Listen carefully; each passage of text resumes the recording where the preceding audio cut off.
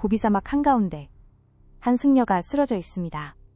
물이 떨어진 지 나흘째 입술이 갈라지고 눈앞이 흐려집니다. 모래바람이 얼굴을 때리는데 피할 힘조차 없어요. 4일 동안 물 한 방울 없이 사막을 걸었습니다. 이대로 죽는구나 싶었죠.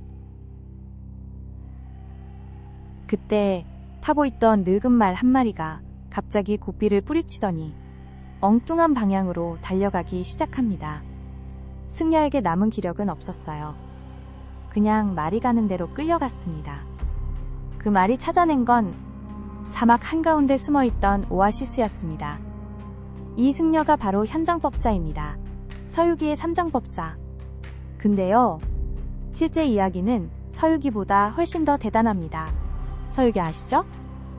손오공이 여의봉 휘두르고 저팔계가 투덜대고 사오정이 짐들고 삼장법사는 그 가운데서 불경을 구하러 서천으로 떠납니다. 근데 이건 소설이에요. 명나라 때 오승은이 쓴 판타지 소설. 실제 역사는 이렇습니다. 손오공?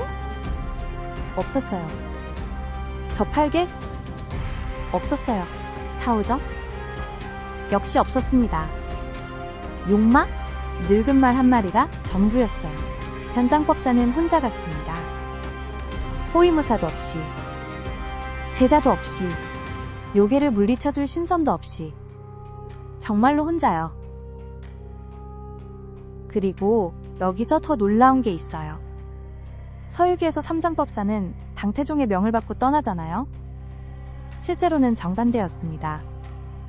당태종이 출국 금지령을 내렸어요.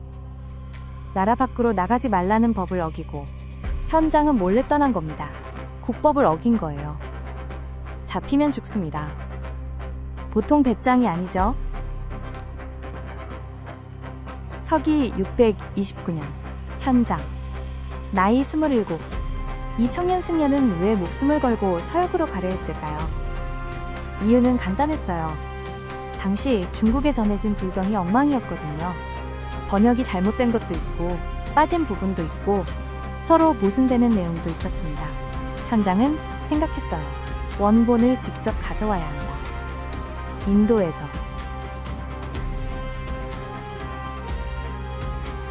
장안을 빠져나간 건 밤이었습니다. 몰래 성벽을 넘었어요. 수배자 신분으로요. 관문을 지나칠 때마다 잡힐 위험이 있었습니다. 실제로 한 관문의 수비대장이 현장을 알아봤어요. 근데 이 사람이 독실한 불교 신자였습니다. 화살을 쏘는 대신 몰래 보내줬어요. 운이었을까요? 현장은 이것을 부처의 가호라고 믿었습니다. 그리고 고비사막이 시작됩니다. 사막의 폭이 800리예요. 현장은 안내인도 없이 홀로 들어갔습니다. 낮에는 모래바람이 불어 앞이 안 보이고 밤에는 도깨비불 같은 빛이 사방에서 깜빡였대요. 대당서역기에 기록된 현장 본인의 증언입니다. 사막에는 귀신도 없고 새도 없다. 어디를 봐도 사람의 흔적이 없다. 밤이면 불빛이 번쩍여 마치 별처럼 보이고 낮이면 바람이 모래를 날려 비처럼 쏟아진다.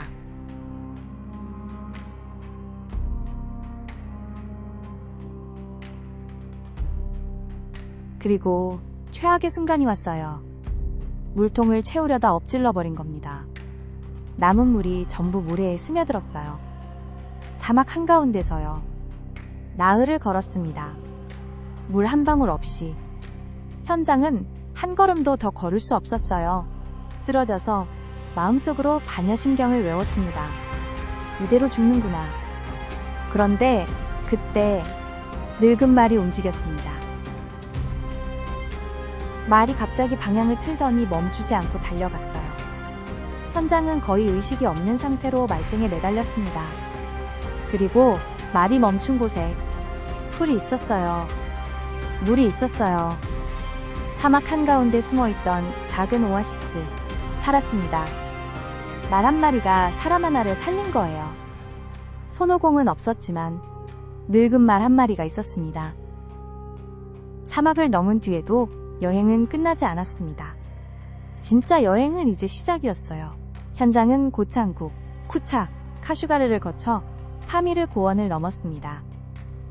해발 0m가 넘는 설산이에요.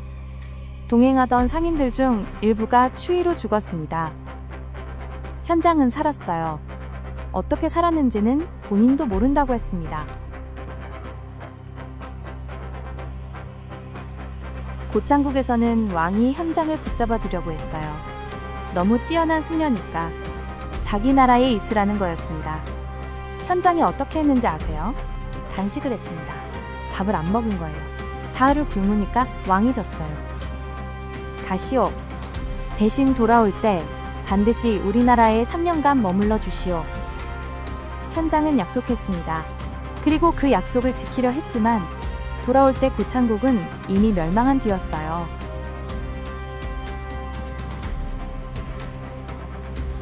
중앙아시아를 가로지르고 아프가니스탄을 넘고 힌두쿠시 산맥을 통과했습니다. 도적을 만나 죽을 뻔한 적이 여러 번이에요. 강도에게 잡혀 제물로 바쳐질 뻔한 적도 있었어요. 그때도 현장은 경을 외며 눈을 감았습니다. 그러자 갑자기 폭풍이 일어나 강도들이 겁을 먹고 풀어졌대요.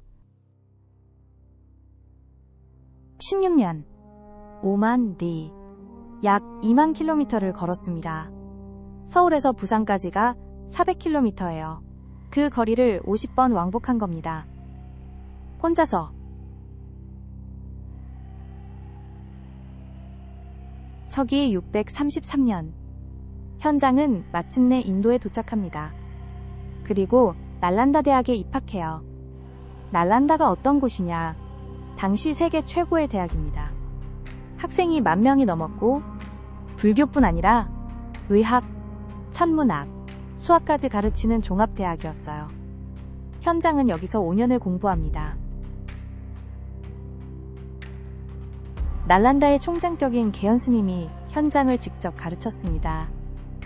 개연은 당시 인도 불교계의 최고 석학이었어요. 이 대학자가 현장의 실력에 감탄합니다. 중국에서 온 젊은 승려가 산스크리트어를 배워 원전을 직접 읽고 토론에서 인도 학생들과 맞짱을 뜨기 시작한 거예요. 그리고 하이라이트가 옵니다.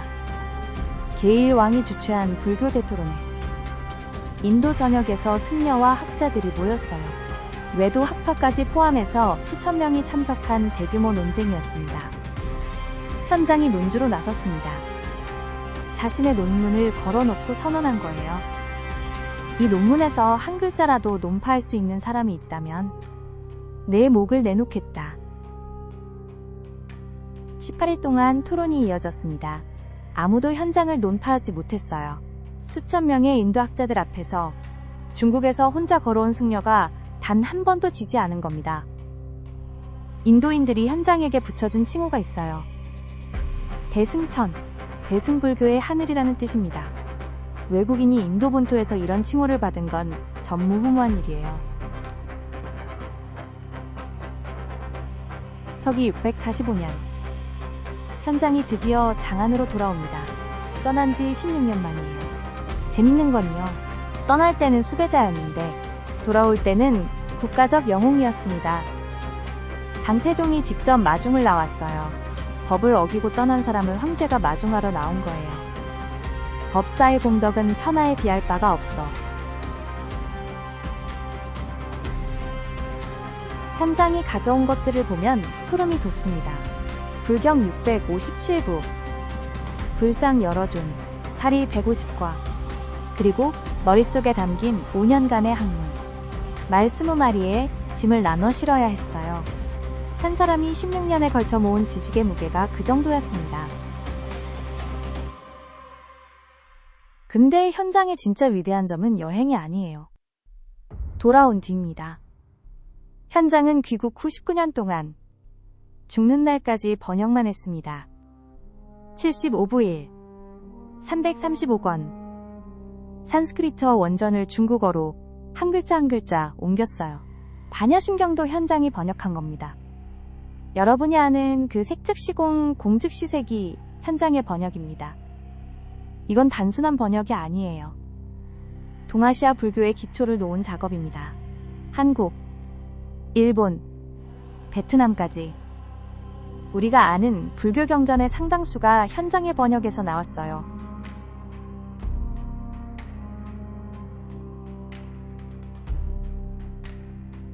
한번 생각해 보세요. 서유기에서 삼장법사는 약하고 잘 울고 요괴에게 맨날 잡혀가는 사람으로 나와요. 손오공이 없으면 아무것도 못하는 것처럼 그려지죠. 근데 실제 현장법사는요? 출국 금지령을 어기고 홀로 떠났고 고비사막에서 사의를 물없이 걸었고 설산에서 동료가 얼어 죽는 걸 보면서도 전진했고 인도에서 수천 명의 학자를 논파했습니다.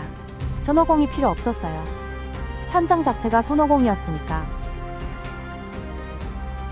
소설보다 현실이 더 대단한 경우가 있습니다.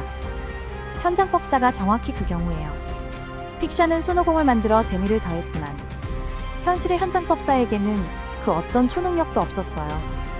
있었던 건 딱 두 가지. 불경을 원본으로 읽고 싶다는 간절함, 그리고 포기하지 않는 의지. 그 두 가지로 2만 킬로미터를 걸었고 동아시아 문명을 바꿨습니다. 서기 664년 현장법사는 번역 작업을 하다 세상을 떠납니다. 나이 62. 마지막까지 붓을 놓지 않았어요. 강태종은 이미 세상에 없었지만 고종이 3일간 조회를 멈추고 애도했습니다. 100만 명이 장례에 참석했다고 합니다. 다음 이야기는 한나라 건국 최고의 공신장량입니다. 어느 날 다리 위에서 만난 노인이 신발을 던지며 말합니다. 주워와라. 무례하기 짝이 없죠. 그런데 장량은 참았습니다. 그 무례한 시험을 3번이나 견딘 끝에 받은 책 한 권. 그 책이 천하를 바꿨습니다. 장량과 황석공의 이야기입니다. 구독과 좋아요 부탁드립니다. 구독과 좋아요는 이 시리즈 제작에 큰 힘이 됩니다.